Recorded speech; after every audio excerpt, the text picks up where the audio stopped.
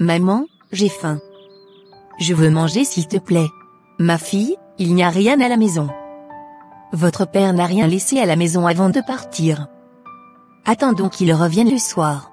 Mais maman, mon ventre me fait mal.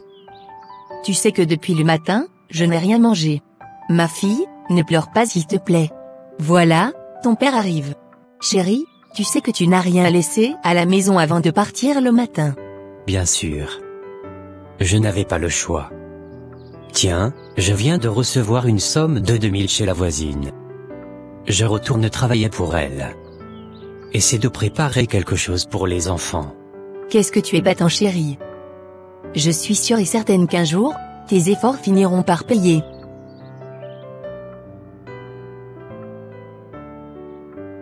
Merci chérie. J'aime toujours voir le sourire sur vos visages. Cela illumine ma vie. En vrai, vous êtes la raison pour laquelle je continue à me battre sans cesse. Et moi, je serai toujours là, pour te soutenir et te donner la force. On ne reculera pas. Merci chérie. Je t'aime. Allez, je dois aller. Vous êtes en retard, monsieur Roger. Oui, madame Gloria. Je suis vraiment désolé. Je devrais résoudre quelques petits soucis à la maison. D'accord. Essayez d'être à l'heure s'il vous plaît. Merci madame. Que vais-je donc faire aujourd'hui? Je veux que les toilettes soient bien lavées. Essayez de bien tailler la pelouse de la devanture. Vite fait madame. Essayez de m'offrir une bouffe un peu plus en forme que la dernière fois s'il vous plaît. Toi toujours avec ton affaire de bouffe. Crois-tu que je ne sais pas que tu l'amènes à la maison à ta famille? Ne t'en fais pas, vu que j'aime bien ton travail, je vais bien te servir.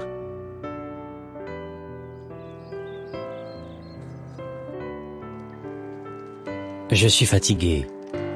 Je suis fatigué de cette vie. Je suis vraiment fatigué. Comment puis-je vivre sur le qui-vive au quotidien? Que vont devenir les enfants avec cette allure? Tout ce que je touche se transforme en un fiasco. Quand je touche la corde, elle se coupe. Quand c'est du bois, il se casse. Je suis vraiment dépassé.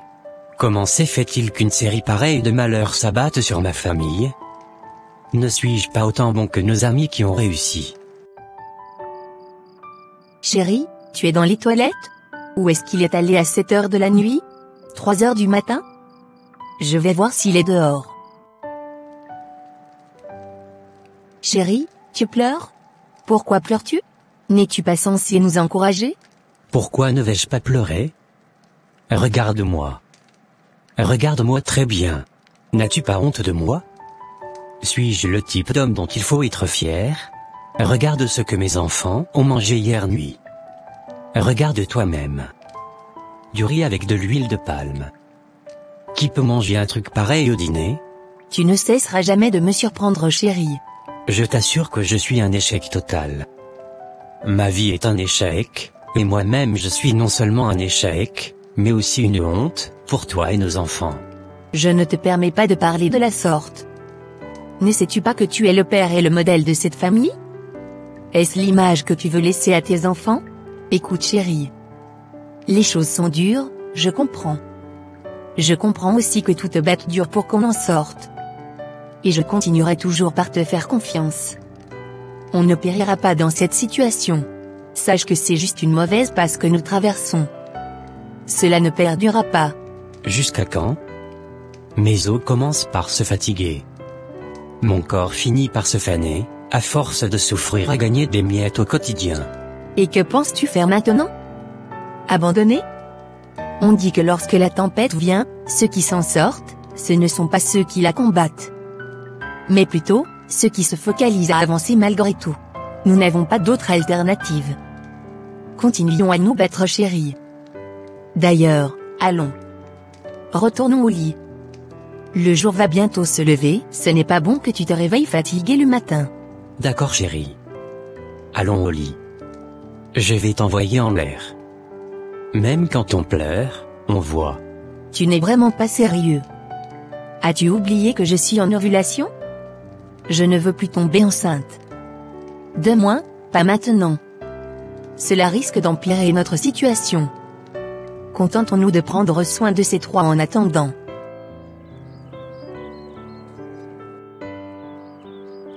C'est quoi encore ce plat? Encore du poisson fumé? N'est-ce pas la même chose que tu as préparé hier? C'est ce que j'ai trouvé de moins cher au marché, chérie. Tu sais bien que 1500 francs ne peuvent rien acheter ces jours-ci. Des fois, j'ai juste pitié de moi. Jusqu'à quand allons-nous vivre dans cette misère? C'est vraiment dommage. Mais ne t'en fais pas, chérie. Sois fort, on va s'en sortir. As-tu été à l'hôpital aujourd'hui? Oui, chérie. Pendant que je revenais du marché, j'ai profité pour aller. Et qu'est-ce que le docteur a dit? Le test est négatif. Je ne suis pas enceinte. Vraiment, je ne sais pas ce que vaut ma vie. Ne parle pas comme ça, chérie. Nous sommes tous deux bien portants. Au moment propice, nous aurons nos enfants. On n'a pas à s'inquiéter. Je commence par être fatigué de tout ceci. Pas de travail stable depuis plus de 5 ans que nous sommes arrivés dans cette ville. Pas non plus d'enfants. Que faisons-nous exactement ici, pendant que les gens pensent certainement que tout va bien pour nous?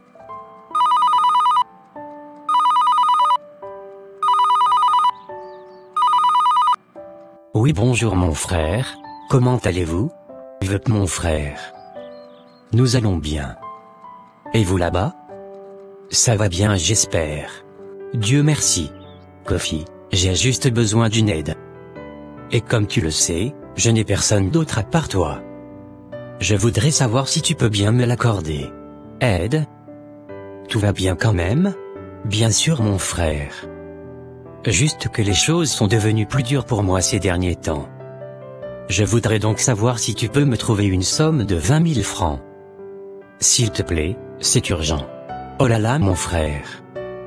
J'aimerais bien vous venir en aide. Mais là où je suis actuellement, je n'ai rien sur moi. Mais je te promets que je t'enverrai quelque chose le plus tôt possible. Ne serait-ce que 5 000 francs. Pourtant j'ai vraiment compté sur toi. Ce n'est pas grave mon frère. Je vais donc te patienter. Il n'y a pas de souci. Salut toute la famille.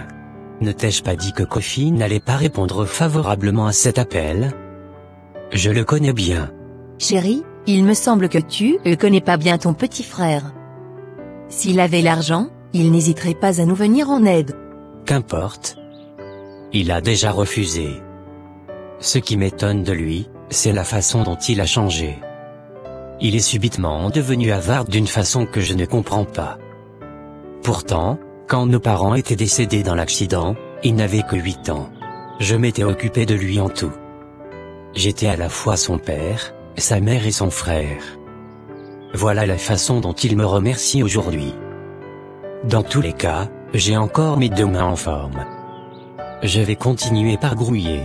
Voilà ce que je voulais entendre de toi. Personne ne peut vraiment te satisfaire, à part toi-même. 2 semaines plus tard. Mes chéris, que vois-je là? Nos bagages dehors? Le propriétaire venait de quitter. Il a ordonné à ses enfants de jeter nos bagages dehors. Il a raison. 7 mois de loyer impayé. Mais il pouvait nous montrer un peu plus de clémence. Comment peut-il jeter nos bagages dehors comme si nous étions des vauriens? Qu'allons-nous faire maintenant? Nous ne pouvons tout de même pas nous permettre de vivre dans la rue. On n'a même plus d'avance pour pouvoir prendre une autre chambre. Il vaudrait mieux qu'on rentre au village. Rentrer au village? Pour que les gens pensent que nous avons échoué, et sommes revenus avec la honte? C'est vrai ce que tu dis.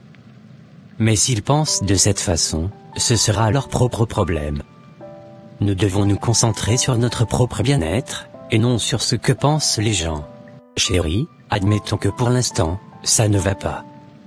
On ne peut pas continuer de faire comme si tout va bien, alors que nous arrivons à peine à manger 2 fois dans la journée. Je crois que tu as raison. Mais on restera au village jusqu'à quand? Jusqu'à ce que les choses s'améliorent. Jusqu'à ce que nous ayons une issue. D'accord. Si tu le dis. Je n'ai pas de choix. Ce n'est pas maintenant que je vais t'abandonner. Je resterai derrière toi jusqu'à la fin. Merci chérie. Je savais que tu allais comprendre.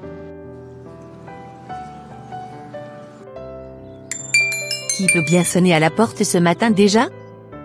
Pourtant, je n'attends personne. Esther? Bonne arrivée ma sœur.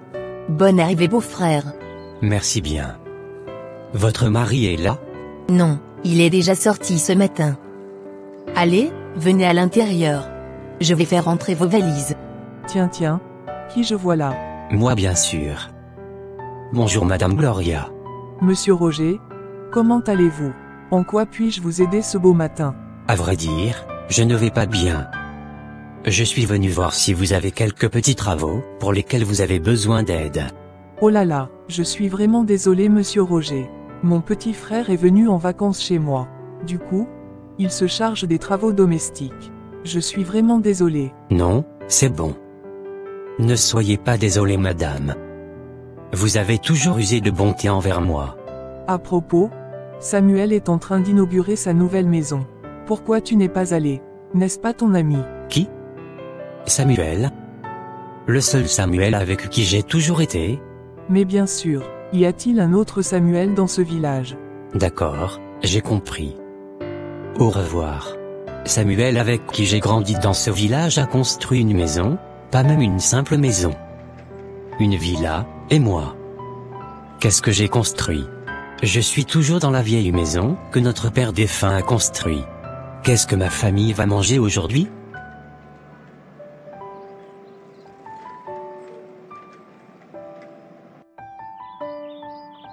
Bonne arrivée mon frère. Merci grand frère.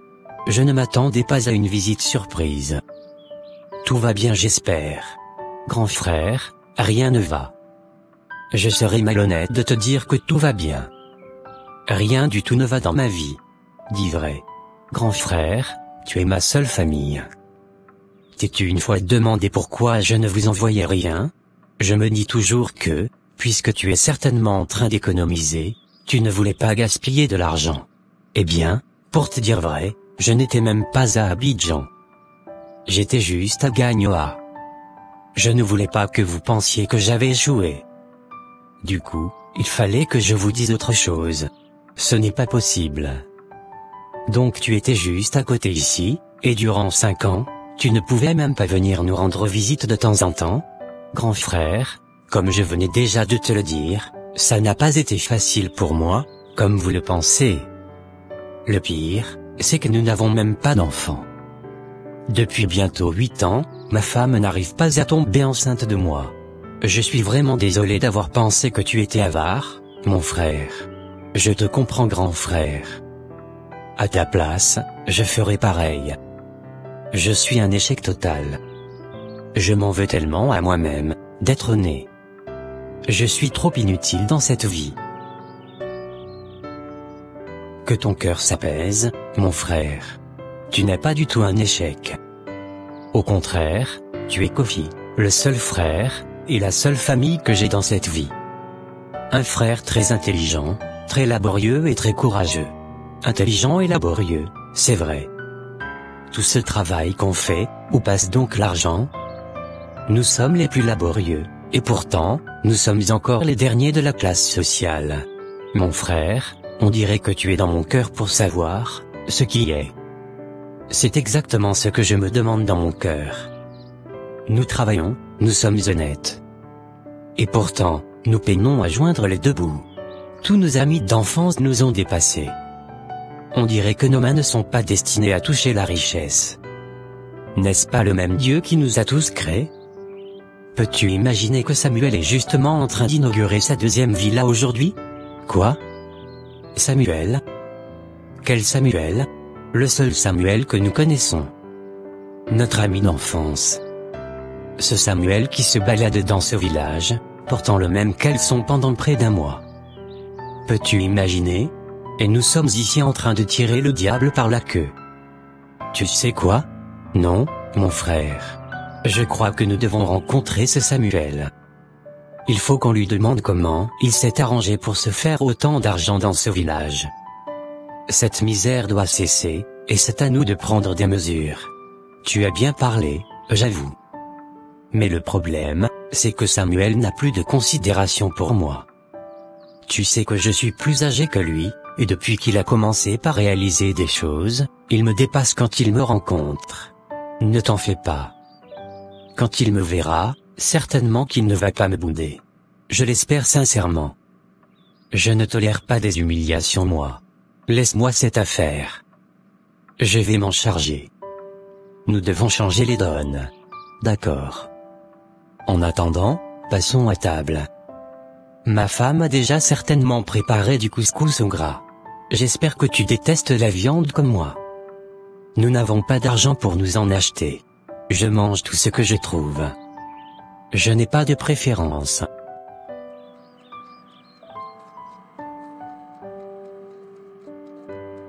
Qu'est-ce que je suis contente de te retrouver après tant d'années, ma belle-sœur. Je suis autant contente que toi, ma grande. Je ne peux pas imaginer que les enfants ont si vite grandi.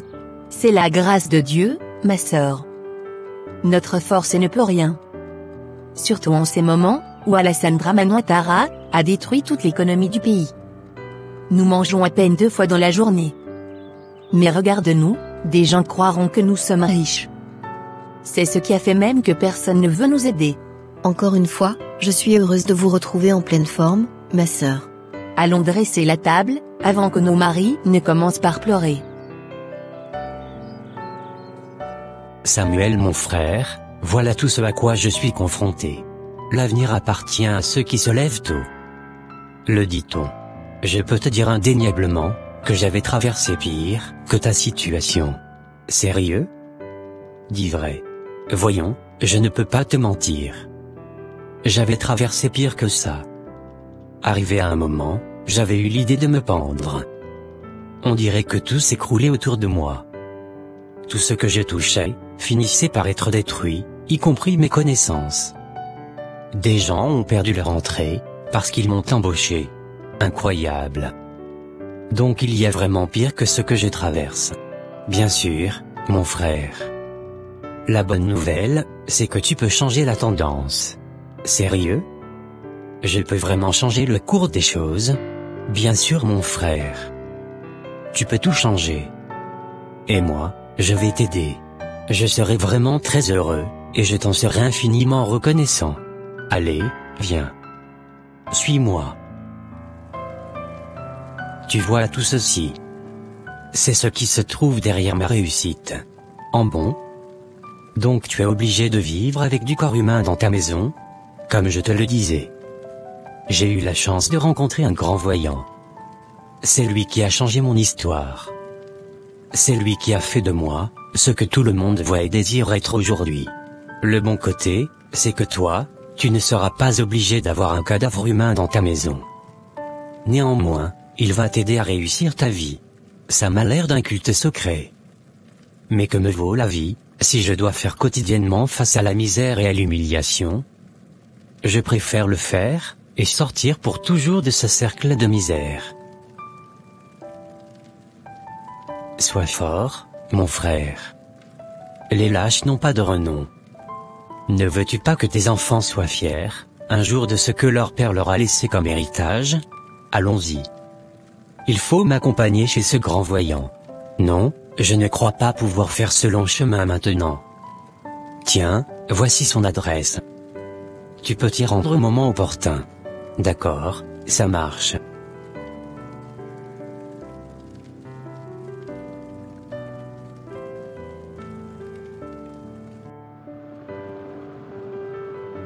J'ai pu rencontrer Samuel aujourd'hui.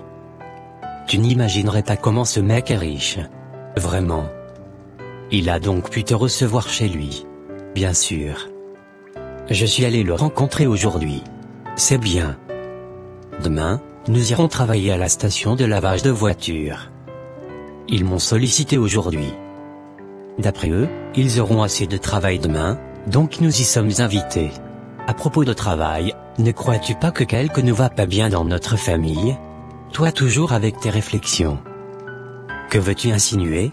Si tu vois bien notre vie, ne penses-tu pas que nous sommes sous l'emprise d'une force qui domine sur nous, et qui nous ramène en arrière, malgré nos efforts à travailler sans cesse? Où est-ce que cette discussion va? J'espère que Samuel ne t'a pas sali le cerveau là-bas. Sali ou pas, ce n'est pas ce qui est important.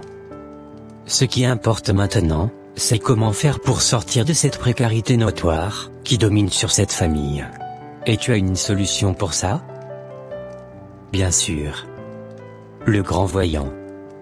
Celui-là même, qui a fait de Samuel, ce qu'il est devenu aujourd'hui.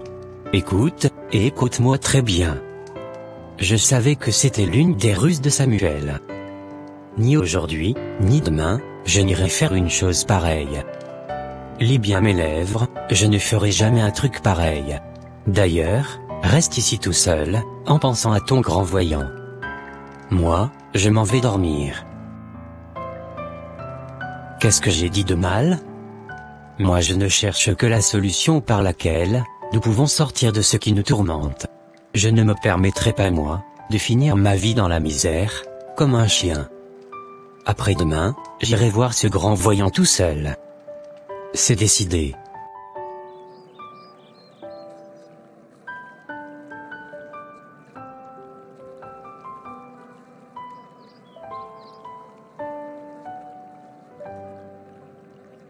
Je t'assure que si tu ne me donnes pas mon argent aujourd'hui, tu verras le côté inhumain de moi.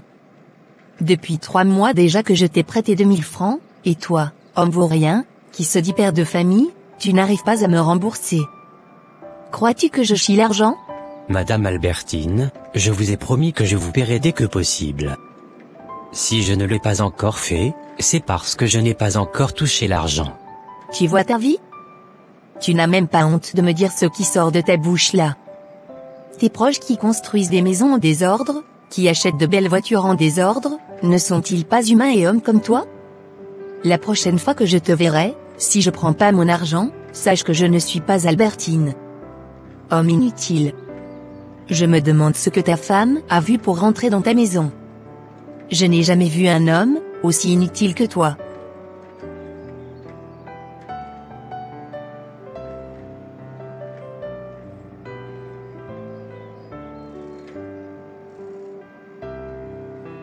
Mon frère, je crois que je suis prêt. J'en ai assez de me faire humilier chaque jour dans ce village. Vaut mieux faire ce qui est juste et honorable pour toute la famille, que de le voir impuissant chaque jour. C'est maintenant que je te reconnais. Il n'y a pas de souci.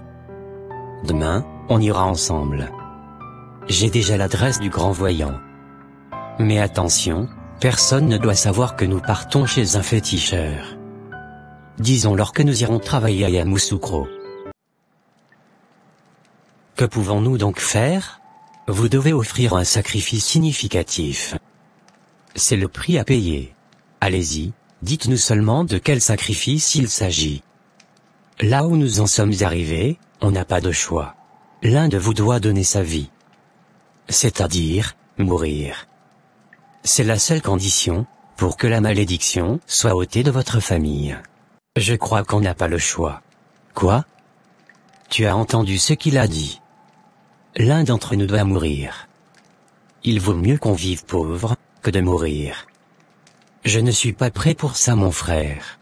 Arrête mon frère. Je suis vraiment désolé. Moi, j'ai déjà 3 enfants, et mes jours sont avancés.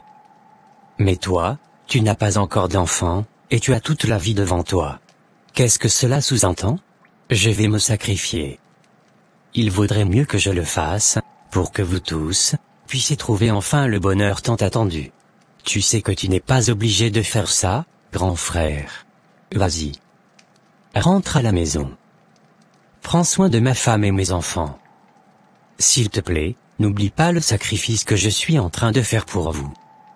Souviens-toi de toujours prendre soin de ma famille. Je le ferai grand frère. Je prendrai bien soin d'eux tous.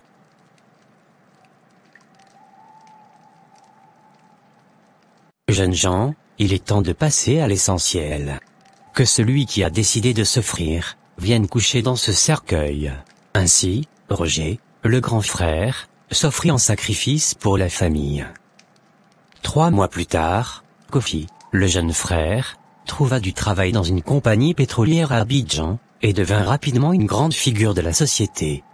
Maintenant que Dieu nous a bénis de cette façon, je voudrais créer ma propre entreprise de distribution de pétrole à travers le continent. Qu'en penses-tu, chérie? C'est indéniablement une très bonne idée. Mais tu sais que depuis qu'on a quitté le village, on n'est plus allé rendre visite à la famille de Roger, ton grand frère défunt. Pourtant, ils sont la seule famille directe que nous avons. Ne penses-tu pas que nous devons aller les voir? Cela leur redonnera assez de sourire. J'aime trop la façon dont tu réfléchis. Tu as toujours une approche pointue de voir les choses. Nous irons les voir dans le week-end donc. Bingo. Je vais en profiter, pour leur acheter assez de vivres. Tu sais que les enfants là, aiment manger. Et tant qu'ils ont la nourriture à la maison, ils n'ont pas de problème. Fais comme tu veux. Tu as tout à ta disposition.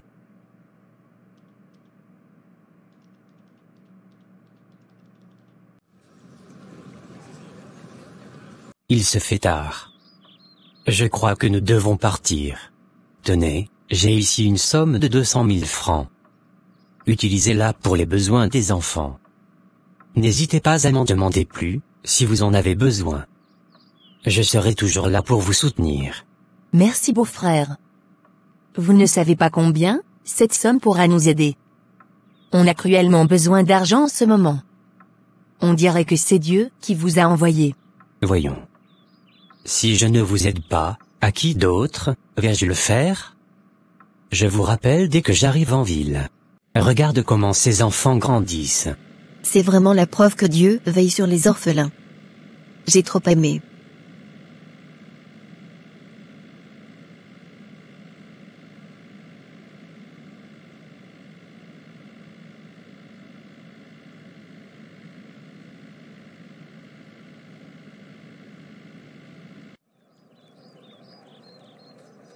Pierre, pendant mon absence, quels ont été les progrès? Patron, l'un des entrepôts avait pris feu. Ce qui a occasionné une perte de plus de 100 millions. Quoi? Attends. Dis-moi que ce n'est pas vrai. Comment est-ce que l'entrepôt peut prendre feu comme ça? Et nous avons perdu plus de 100 millions de francs partis en fumée? Tu t'entends parler? Tu peux partir. Je sais ce que je ferai. Qu'as-tu venu chercher? Ce n'est pas encore le temps du sacrifice. Ta femme a déjà servi à un. La prochaine fois, c'est dans un an. Prépare-toi à offrir quelqu'un d'autre. Que la foudre de l'Éternel détruise ta bouche et te rende toi-même en 1000 morceaux. Fais attention à comment tu me parles, à moi, grand sage, voyant des dieux.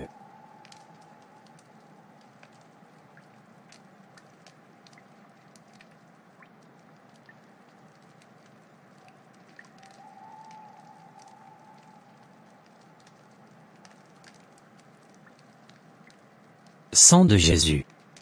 Sang de Jésus. Sang de Jésus.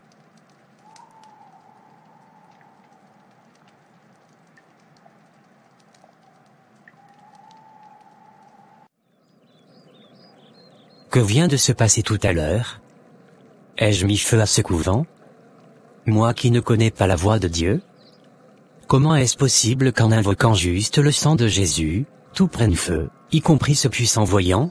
Si c'en est ainsi, je vais me donner à Jésus, afin de mettre feu sur toute puissance et toute principauté, qui cherche à imprimer nos vies. Il n'y a pas mieux que Jésus. Abonnez-vous. Aimez, commentez et partagez massivement s'il vous plaît. Dites-nous en commentaire, depuis quel pays vous suivez cette histoire. Pouvez-vous deviner d'où je publie ces vidéos?